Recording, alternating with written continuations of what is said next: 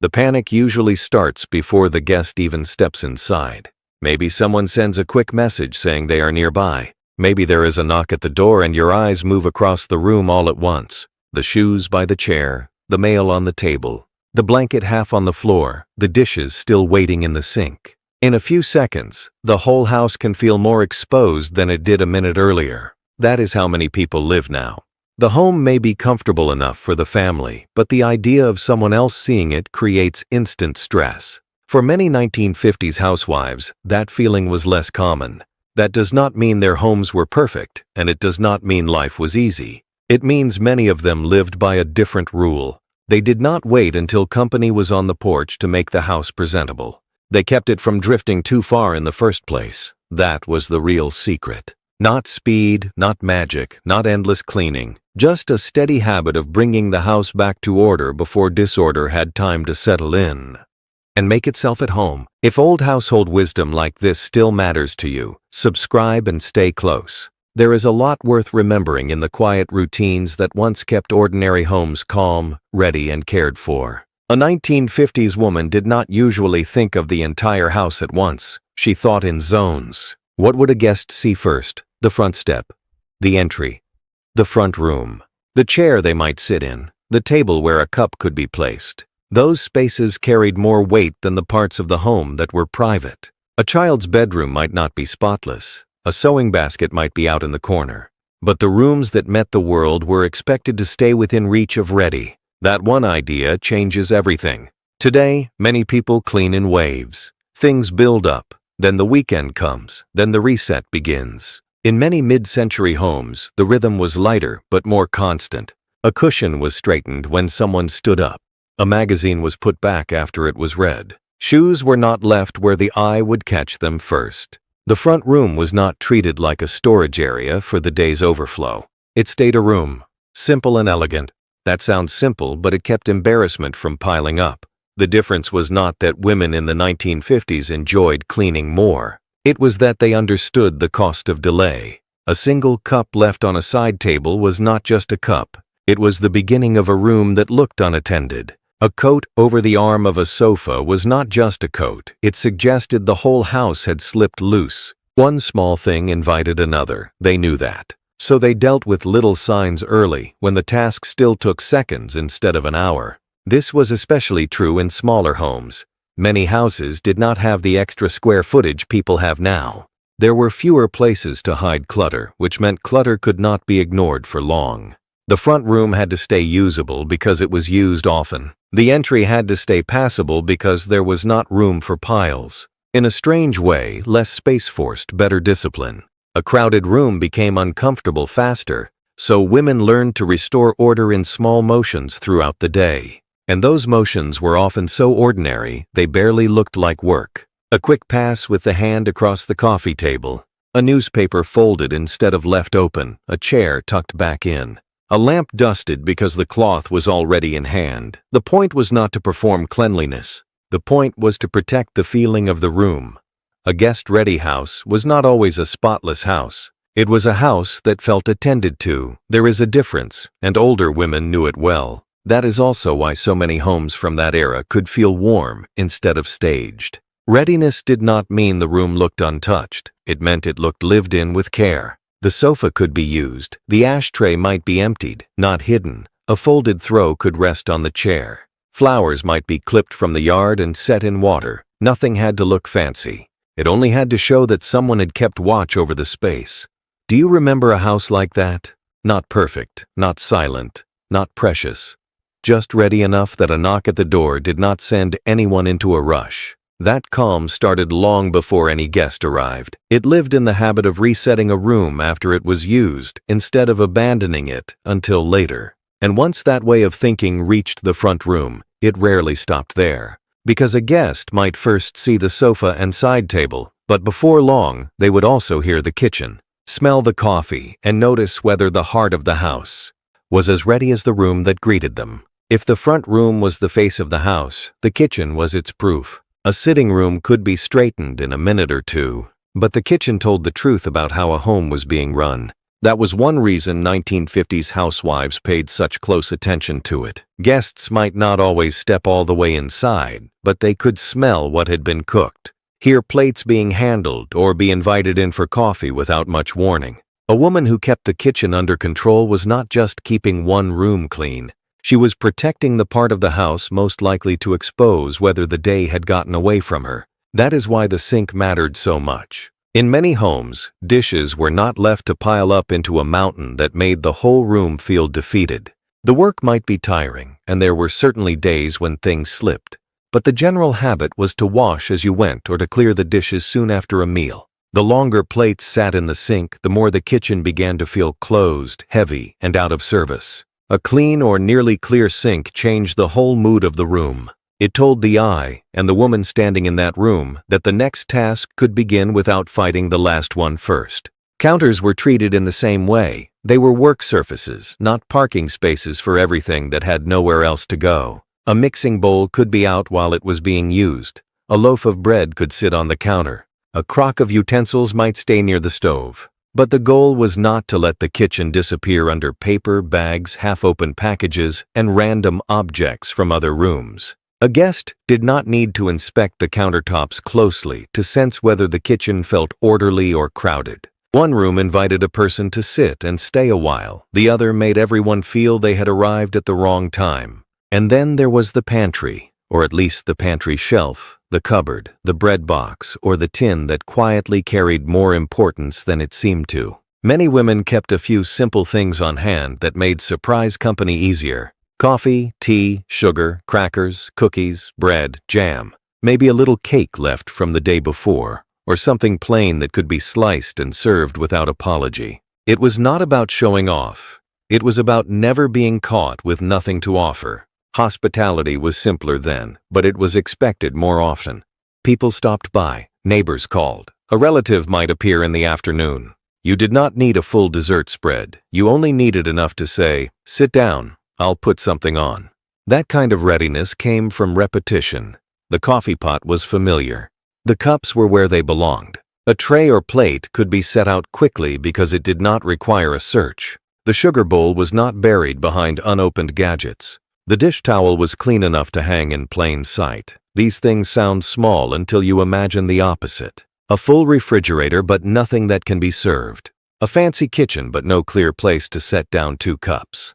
Cabinets packed with purchases, yet no easy way to welcome one unexpected person. That is a modern kind of unpreparedness many people know well. Do you remember a mother, aunt, or grandmother who could put coffee and something small on the table almost without thinking? Not because she had planned a visit, but because she had built a kitchen that could absorb one.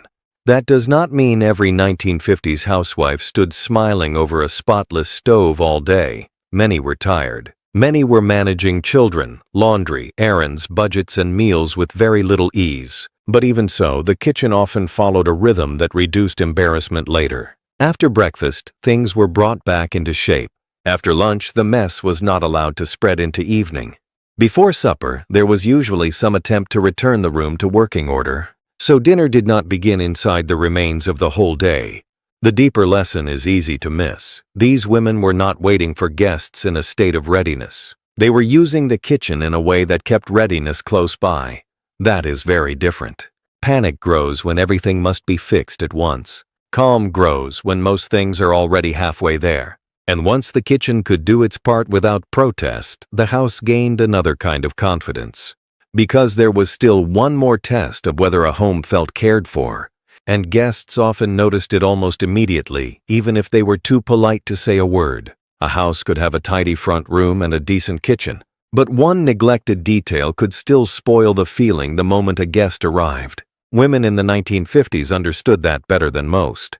They knew people noticed the little things, even when they pretended not to. A smudged bathroom mirror, a damp towel that should have been changed, dust sitting in the light near the front door. Shoes dropped in the path of the entry, yesterday's mail spread across a console table. None of these things were disasters on their own, but together they sent a message that the house had stopped being watched. That was why so much of guest readiness lived in the small checks people now often postpone until the last minute.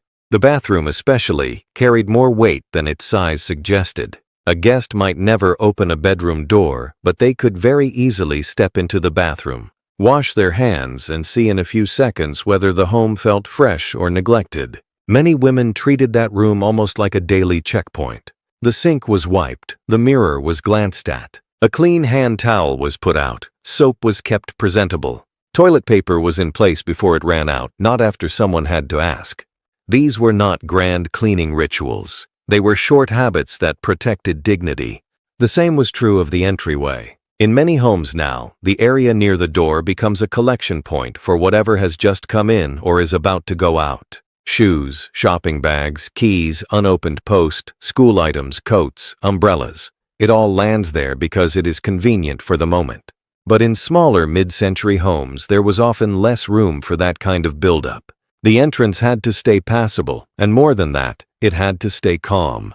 It created the first impression. A guest might form an opinion before even sitting down. A clear entry told them this was a house where things had their place. A crowded one made the entire visit feel slightly off balance from the start. Floors mattered in the same quiet way, not because every inch was scrubbed every day, but because visible dirt was not allowed to become part of the room. A quick sweep in the kitchen, a rug shaken out, a light pass through the front room, a glance at corners where dust liked to settle. These small actions helped a home feel awake.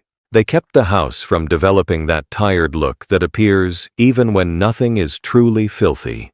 Some women dusted as they moved, with a cloth in hand while passing a radio, a shelf, or a windowsill. The point was not to chase perfection, but to keep neglect from announcing itself. And then there was scent, one of the strongest signals in any home. People may forget a lampshade, but they notice smell right away.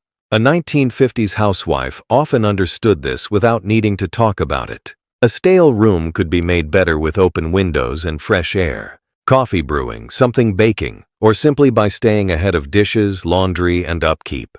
A guest-ready home was not only seen, it was sensed. It carried the smell of attention. Clean fabric, soap, air, food handled properly. Even floor polish or furniture wax could add to that feeling of care. Personal presentation also played a part, though perhaps not in the way people imagine. The apron or house dress was not glamorous, but it signaled readiness. Hair was pinned up, face washed, clothes simple but decent. A woman did not need to look formal to answer the door. She only needed to look as though the day had not completely overrun her. That image mattered because it matched the house. The woman and the rooms belonged to the same rhythm. Both said, in their own way, "You may have come unexpectedly, but you are not arriving in the middle of collapse." Of course, that rhythm also brought pressure. It would be dishonest to pretend otherwise. Many women were judged by these standards, and some carried that burden heavily. The goal is not to romanticize the strain. The useful lesson is that steady care removed some of the panic that comes when everything is saved for later. Readiness was easier because it had been divided into small acts all through the day. Which detail would make you panic first today? The dishes, the bathroom, or the clutter near the front door? That question gets close to the heart of it. The women who stayed calm when guests appeared were not calmer by nature. They were supported by habits. The details had been handled before they became a source of shame, and once those checks were built into daily life, hospitality stopped feeling like an emergency and started feeling like something closer to second nature. What made so many 1950s housewives seem calm when guests arrived was not that they loved interruptions. It was not that they had more energy, fewer responsibilities, or some special gift for hosting. It was that surprise company fit into the world they were already living in. Neighbors were more likely to stop by without much warning. Family members came in and out more freely. Church friends might call after an event. A salesman could appear at the door. Children often brought people home with them. The home was expected to receive life as it happened. Because of that, many women were not waiting for the perfect moment to host. They were keeping the house in a condition that could absorb ordinary visits. That created a very different kind of confidence. Today, hospitality often feels like an event that must be prepared for. The house needs to be cleaned from top to bottom. Actually, snacks must be carefully bought and arranged. A table has to be styled. The whole thing can feel like a project. In many mid-century homes, hospitality was simpler and more routine. A woman did not need a perfect spread or a house that looked untouched. She needed a clean enough room, a place for someone to sit, coffee or tea if she had it, and the calm habit of knowing what to do next. That was enough to carry the visit. And those next steps were often almost automatic. Open the door, smile, invite them in. Clear the nearest chair if needed, though ideally it already was clear. Ask if they would like coffee. Put water on or warm the pot. Set out cups. Add something small if the cupboard allowed it. None of this required performance. It required familiarity. The motions had been repeated so many times that they did not feel like a test. A guest's arrival simply activated a rhythm the house already knew. That matters because panic usually comes from decision fatigue. Where will they sit? What can I offer? Can they see the mess? What if they use the bathroom? What if they stay longer than expected? A home built on steady habits answers those questions before they are asked. There is already a chair that can be used. There is already a towel in the bathroom. There is already enough room on the kitchen counter to pour coffee without first moving 6 things. The woman answering the door is not inventing order under pressure. She is stepping into order that has been maintained in small pieces all along. The deeper truth is that the house did not need to look rich or impressive. It only needed to look tended. That is one of the biggest differences between older hospitality and the kind that makes many people anxious now. A guest-ready home in the 1950s was not necessarily a showplace. It might have worn furniture, simple curtains, a small kitchen, and patched linoleum. But if the room was straightened, the sink was under control, the bathroom was fresh, and the woman at the door looked composed, the house felt welcoming. Care carried more weight than display.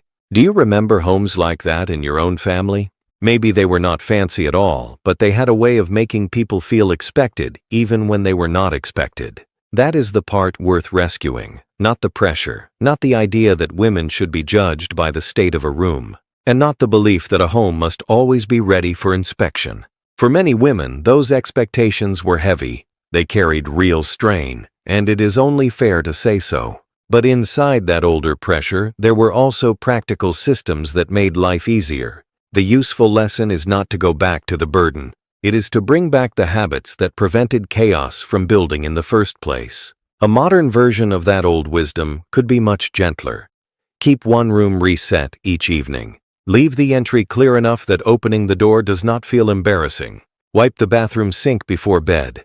Keep a few simple things on hand for visitors, even if it is only tea, biscuits, or coffee. Let the kitchen close at night in decent order, so the next morning does not begin with yesterday still sitting there. None of these habits are dramatic. That is exactly why they work. They lower the emotional cost of ordinary life. The women who seemed so calm when guests showed up were not performing miracles. They were living inside systems, small ones, repeated ones. The front room was watched, the kitchen was brought back into shape, the bathroom was checked. The entry did not become a dumping ground. A guest could arrive because the house had been cared for in pieces long before the knock at the door. And that may be the old lesson most worth keeping. The room was not magic, the routine was. The calm was not something pulled out at the last second.